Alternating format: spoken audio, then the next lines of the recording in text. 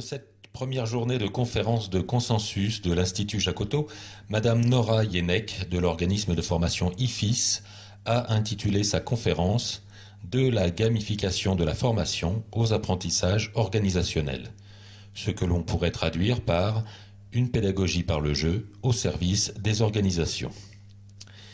IFIS est un organisme de formation spécialisé dans le domaine pharmaceutique. Le département IFIS Interactive propose des contenus e-learning sur étagère, de l'évaluation des acquis, de l'aide à l'analyse de pratique, ainsi que des formations hybrides, des simulateurs et des jeux sérieux. Le commanditaire, une entreprise industrielle du secteur pharmaceutique, évolue dans un contexte fortement réglementé, avec des normes strictes de qualité et des obligations de formation. Pour éviter une animation classique de formation, l'entreprise souhaite une approche ludique qui favorise les échanges avec un jeu adapté à l'entreprise, mais non numérique, qui puisse fonctionner sur site et sans connexion. Ainsi, l'organisme de formation a créé un jeu de plateau de type Trivial Poursuite, avec des questions fermées génériques et des questions ouvertes, spécialement conçues pour l'entreprise. Pour cela, il s'est fait aider d'un designer industriel pour obtenir une forte qualité perçue, un jeu cadre qui peut séparer le contenant du contenu et donc s'adapter à l'entreprise, un jeu basé sur l'intérêt situationnel, un jeu qui associe les usagers lors de la conception du jeu, qui met les managers en situation d'animateur et qui permettent de traiter les connaissances évaluées par questionnaire en fin de formation. L'intérêt situationnel se place dans le champ des théories de l'intérêt développées par John Dewey. Cela rejoint les notions de motivation et d'engagement dans l'activité.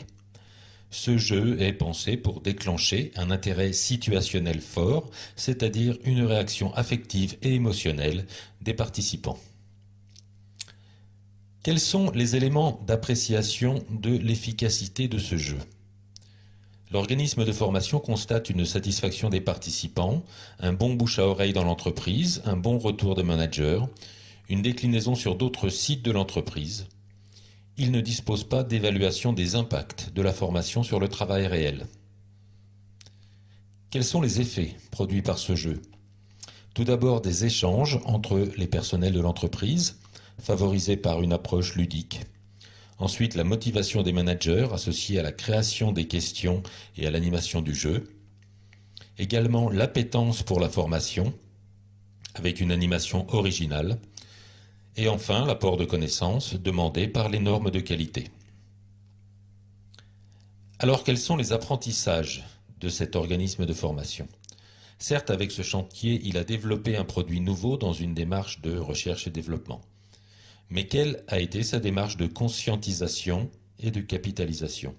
Qui, dans cette OF, a appris et quoi ? Ce qui nous fait dire en conclusion que les situations de travail, même complexes et innovantes, ne sont pas des conditions suffisantes aux apprentissages des acteurs et des organisations. Il faut certainement pour cela une didactisation des situations et une boucle de réinvestissement dans l'organisation.